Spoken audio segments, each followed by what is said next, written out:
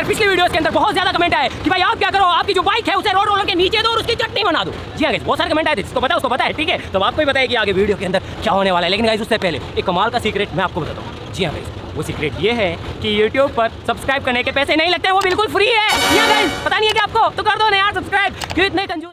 And 1 and 2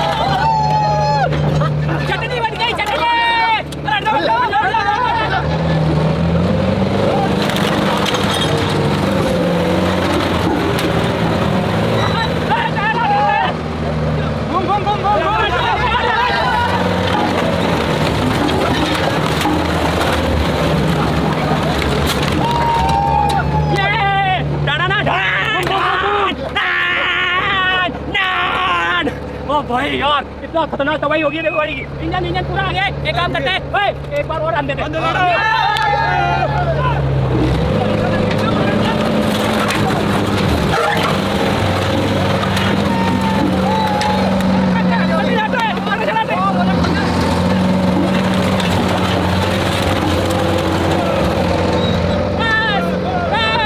बस भाई साहब, बस इससे ज्यादा कुछ नहीं होता।